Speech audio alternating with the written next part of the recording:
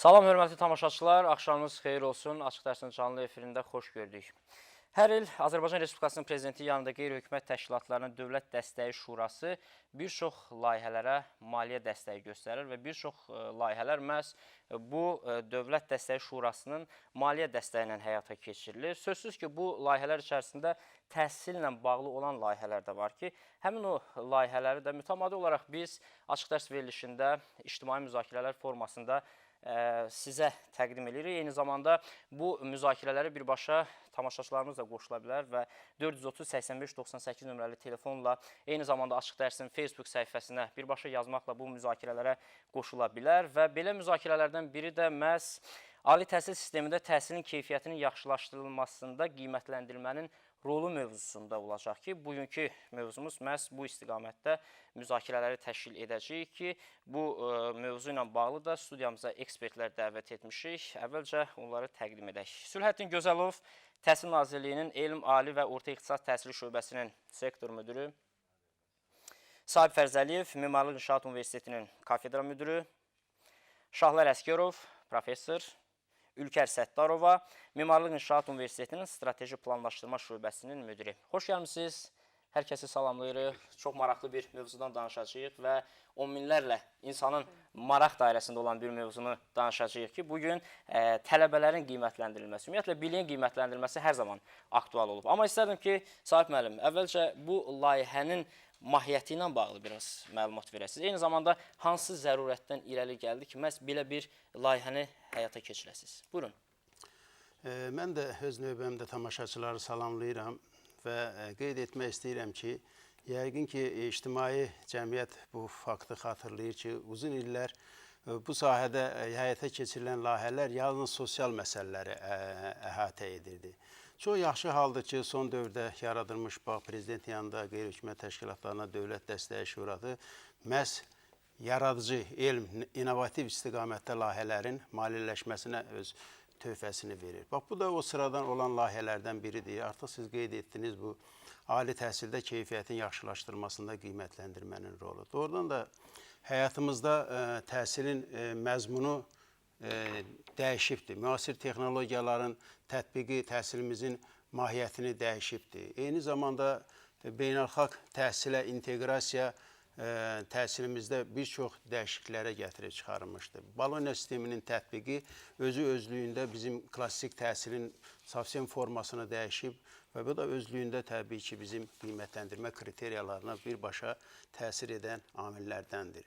Buna görə də dövlətimizin, Azərbaycan Respublikasının təhsilin inkişafı ilə bağlı konsepsiyanın qəbulu da bu zəruriyyətdən doğmuşdur. Həmin konsepsiyada təhsilimizin strateji təhsil inkişafı ilə bağlı hədəflər müəyyən edilmişdir və eyni zamanda həmin hədəflərin reallaşdırılması üçün qarşıda duran məsələlər ortalığa gəlmişdir. Mən istəyirəm fikrimi bölüşəm qiymətləndirmə ilə bağlı təhsildə keyfiyyətin qiymətləndirməsinə təsir edən faktorlar var. Bu ilk növbədə ali təhsil müəssisəsinə gələn kontingent tələbə, yəni onun məhsuludur. Bu orta məktəbdən gəlir.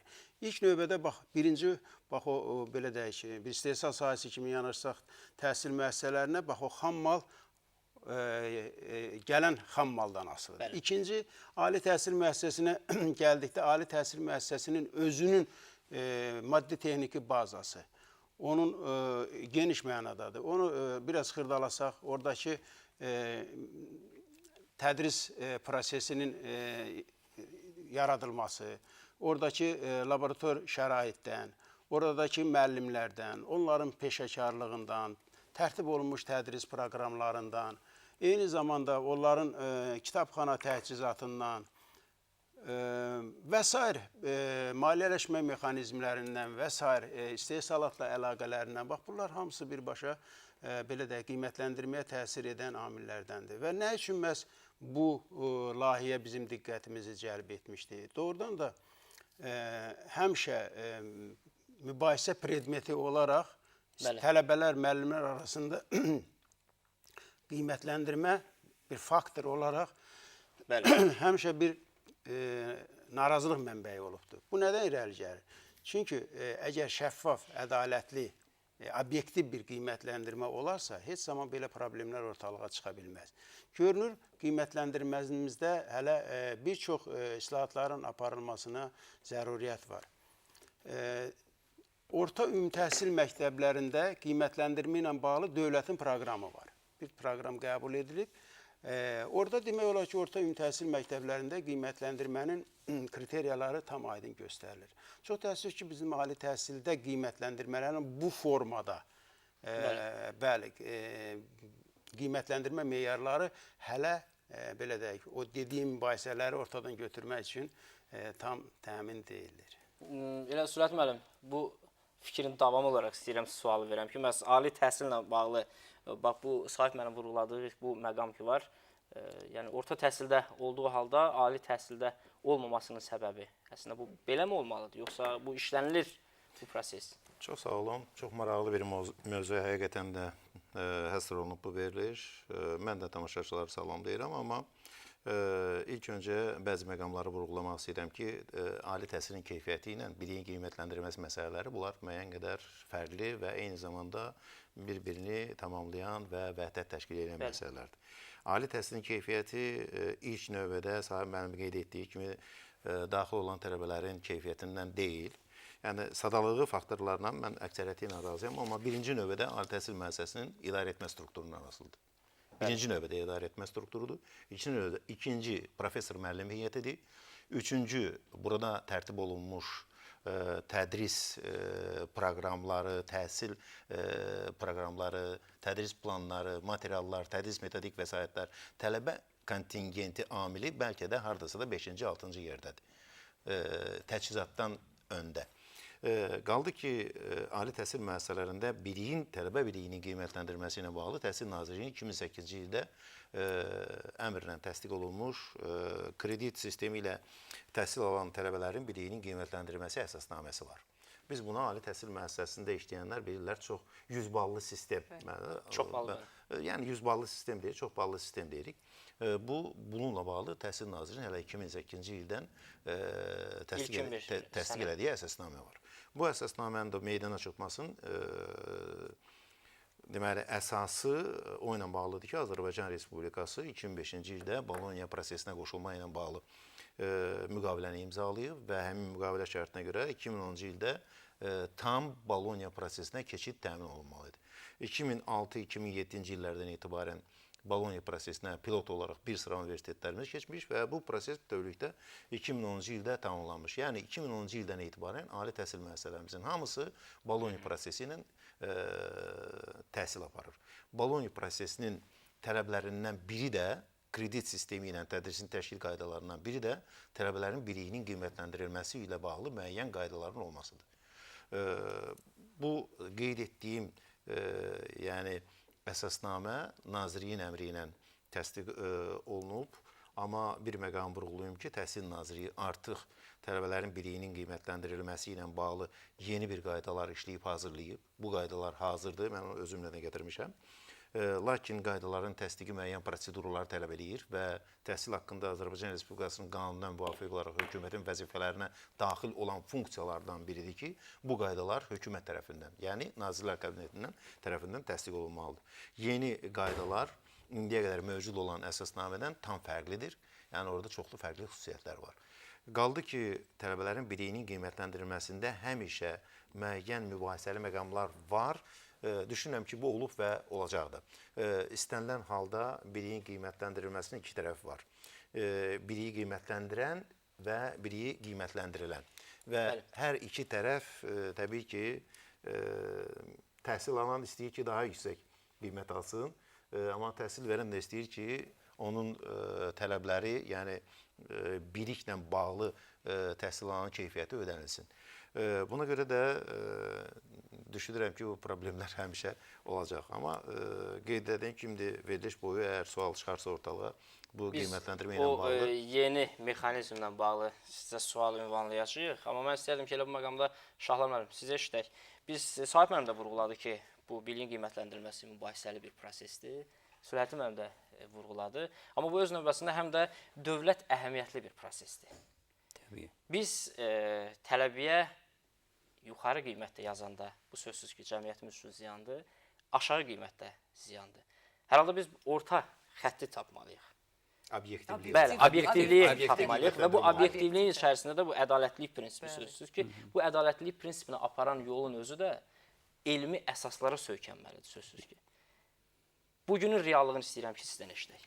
Ümumiyyətlə, dünyada mən deyərdim ki, qiymətləndirmənin fəlsəfəsi deyilən bir şey yoxdur, yaradılmayıb. Bunu hardan görə bilərsiniz? Ona görə bilərsiniz ki, 5 ballı, 10 ballı, 12 ballı, 20 ballı, 50 ballı, 100 ballı, 700 ballı qiymətləndirmə sistemi var. Bunun özü göstərir ki, pərakəndəlik varsa deməli elm yoxdur. Bəli. Elm yoxdur. Ona görə bunu yaratmaq lazımdır. İkincisi, mən də bu temanın ictimai televiziyada müzakirəyə çıxarılmasını çox alqışlayıram və doğrudan da Azərbaycan prezidentinin yanında qeyri-hökumət təşkilatlarına dəstək şurası çox deməli lazımlı, gərəkli bir addım atıb və deyək ki, mən belə başladım, İnşaat Mühəndis İnstitutunda bu işdə necə deyil, inisiator, təşəbbüskar göstərib. Ümumiyyətlə, qiymətləndirmədə problem var. 2-3 mənə. Birinci, qiymətin düzgün tərifini verə bilmirik. Çünki biz qiymət bizim üçün söz deyil. Qiymətin dalında tələbə əməyi, müəllim əməyi, dövlətin marağı durduğuna görə bu termindir. Terminə düzgün tərif verilməlidir. Rus dilində bu terminə az-maz düzgün tərif verilibdir. Azərbaycan ədəbiyyatına, yəni pedaqogikana bağlı ədəbiyyata baxsanız çox dumanlı bir tərifdir. Dumanlı bir tərif, açılmır. Ona görə birinci bu terminə tərif vermək lazımdır. İkincisi də bir halda ki, biz bir ölkəyik, bir dövlətik, əhalimiz də 10 milyon nəfərdir. Təqribən 4 minə yaxın bizim məktəbimiz var, milyonlarla şagirdimiz var. Bizdə 5 ballı, 10 ballı, 700 ballı qiymətləndirmə sistemi var. Hətta 2001, 2011, 2001-2002-ci biz 9 ballı da çıxdı. Bir il deməli fəaliyyət göstərdi. Sonra ictimaiyyətin təsirindən onu tez sıradan çıxartdılar. Buradan mənə elə gəlir ki, cəmiyyətimiz və xüsusilə başda da Təhsil Nazirliyi olmaqla burada aydınlaşdırmaq lazımdır. Azərbaycanda qiymətləndirmə şkalası müəyyənləşməlidir. Ya 1 olmalıdır və yaxud da ali məktəb üçün 100 olsun, o birisi üçün 10 olsun, nə? Bu. Yəni burada bu nə olan şeydir? Bir halda ki, baxın, orta məktəbdə neçə ballıdır? Bilmirəm, ali məktəbdə Sürəttin müəllim dedi 100 ballıdır. Qəbul imtahanı 700 ballıdır. Yəni bu 700 ballı 100 ballıya gətirib çıxartmaq olmaz, ya 100 ballını 700-ə qaldırmaq olmaz. Burada nə çətinlik var ki, niyə biz necə deyirlər, cəmiyyət çaşbaş salırıq. Qiymətləndirmənin tərifi böyük qüsurdur, ona görə qiymətləndirməyə tərif vermək lazım. Qiymətləndirmənin mahiyyətinə, fəlsəfəsinə baxsanız, görərsiniz ki, ümumiyyətlə bəşəriyyətdə qiymətləndirmə bildiyimizin bilməli olduğumuza nisbətinin faiz göstərişinin rəqəmlərlə ifadəsidir. Yəni, bildiyimiz, bilməli olduğumuzun 60% isə buna 3 deyərdilər. 80% isə buna 4 deyərdilər. 100% isə buna 5 deyərdilər. Bu, belə bir qiymətləndirmə sistemidir. Bu qiymətləndirmə sistemi, yəni, 0 ilə 1 arasında dəyişir. Onda faizə buratında 0 ilə 100% arasında dəyişir. Yəni, 0,6 olanda 60%dir. 0,8 olanda bu 80%dir. Bu qiymətləndirmə sistemi 0 ilə 1 arasında dəyişir, dar. Amma mən tərəfindən təhlif olunmuş qiymətləndirmə kriteriyasında bildiyimizin bilməli olduğumuza yox, bilmədiyimizə nisbətin göstərir. Maraqlıdır. Bildiyimizin bilmədiyimizə. Belə olanda burada bu 0 ilə sonsuzluq arasında dəyişir. Sonsuzluq arasında dəyişir. Hətta deyək ki, biz bir əsdə, necə deyirlər, Quran-ı Kərimə getsək, Allah sonsuz bilgiyə malik olan bir varlıqdır. Çünki onun bildiyi var, bilmədiyi yoxdur. Bildiyin bir rəqəmi 0-a böləndə sonsuz alınır. Yəni, burada nəinki tələbənin, öyrəncinin, nəinki müəllimin, hətta Allahın da fəaliyyətini qiymətləndirmək mümkündür. Ona görə burada, necə deyirlər, çalışmaq lazımdır ki, deməli, bu biliyin qiymətləndirilməsinin düz əməli aydın cəmaət tərəfindən, pedaqoji ictimaiyyət tərəfindən aydın bu prosesin fəlsəfəsi aydınlaşsın. Yəni Şalam müəllim, buradan belə çıxır ki, misal üçün biz qiymətləndiririk 91 və 100 arası olan Aha. bilik məsələsi. 92, 93, 94, 95. Bəli. Bunların hamısını biz əla yazırıq. Və yaxud 81, 90 arası deyək, bunlara yaxşı yazırıq. Biz. Çox yaxşı. Çox yaxşı yazırıq da, yəni. Bu şəkildə qiymətləndirmədə özü də, misal üçün, 9 bal əgər 9 fərqlənirsə və yaxud 8 fərqlənirsə, hər halda bu da bir... Yəni, bunu necə qəbul edir? Əslində, bu sizin o təklif elədiyiniz fikir onu... örtür, tamamilə onu sıradan çıxardır. Yəni, 1 milyon Azərbaycanda şagirdimiz varsa, 1 milyonun hərəsinin individual qiymətini tapmaq mümkündür.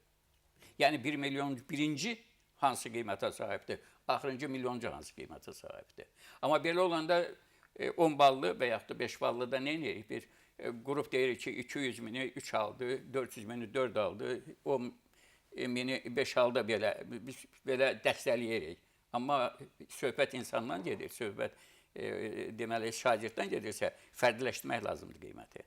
Hər kəsin öz qiymətini öz alına yazmaq lazımdır. Bunu tətbiq eləmək üçün Şahan müəllim nə təklif eləmək olar? Bunu yəni bu formada tətbiqi üçün necə bir mexanizm? Mən burada bu ayrı bu iş bilmirəm, burada onu demək olar.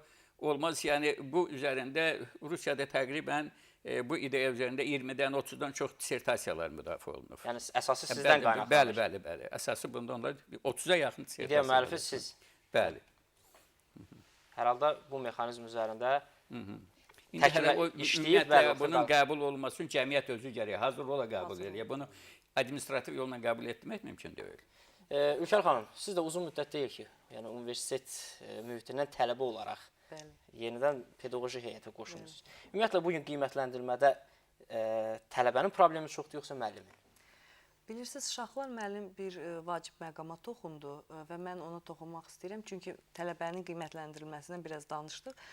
Bugün müəllimin də qiymətləndirilməsi çox maraqlı bir məqamdır. Müəllimin qiymətləndirməsindən danışacaq. Sadəcə qiymətləndirmə prosesinin özündə tələbə daha çox çətin vəziyyətə düşür, yoxsa müəllim çətin vəziyyətə düşür ki, mən necə qiymət yazım, buna nə yazım?